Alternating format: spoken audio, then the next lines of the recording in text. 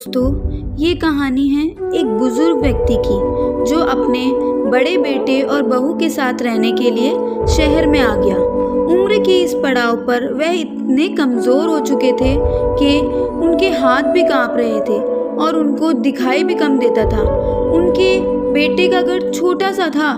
पूरी फैमिली और उनका 4 साल का बेटा एक साथ डिनर टेबल पर खाना खाते थे। बुजुर्ग होने के कारण उस व्यक्ति को खाना खाने में बहुत दिक्कत होती थी। कभी प्लेट में से कुछ गिर जाता था तो कभी चम्मच में से मटर का दाना नीचे गिर जाता था। कभी उनके कपड़े खराब हो जाते थे तो कभी डाइनिंग मैट पर कुछ खाना गिर जाता था। कई बार उनको तो परेशानी होती ही थी, लेकिन उससे भी ज़्यादा परेशानी उनके बहू बेटे को होती थी। वह जब अपने पिता की हरकतों को देखते थे तो वो बहुत चिढ़ते थे और गुस्सा करते थे।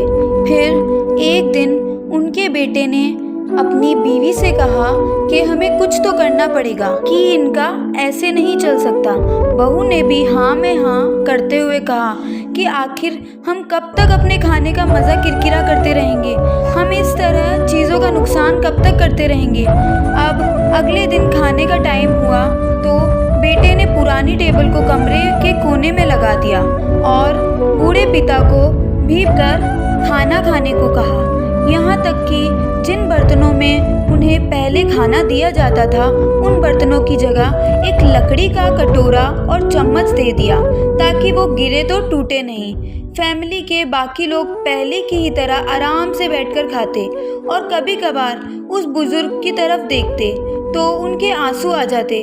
यह देखने के बावजूद भी बहू बेटे का मन नहीं पिघलता तो उनकी छोटी से छोटी गलती पर ढेर सारी बातें सुनाते थे।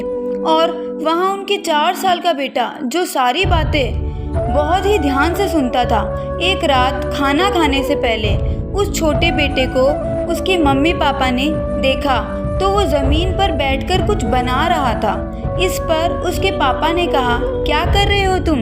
उस पर बेटे ने बड़ी ही इनोसेंटली जवाब दिया, पापा मैं आप लोगों के लिए लकड़ी का कटोरा बना रहा हूँ ताकि जब मैं बड़ा होऊंगा, जब मेरी फैमिली होगी, तब आप लोग आराम से किनारे पे बैठकर इसमें खाना खा सकोगे ना, और वो टूटेगा भी नहीं।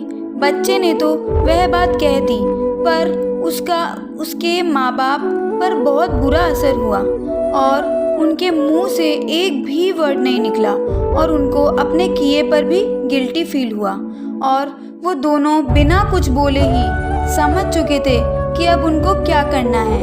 उस रात वो अपने बूढ़े पिता को रिस्पेक्ट के साथ डिनर टेबल पर लेकर आए और फिर कभी भी उनके साथ उन्होंने गलत बिहेव नहीं किया। वेल दोस्तों, कहने का मतलब ये, अगर हम अपने बूढ़े माँ बाप के साथ ऐसा करते हैं, गलत बिहेव करते हैं, तो ऐसा ही हमारे बच्चे भी हमारे साथ करते हैं।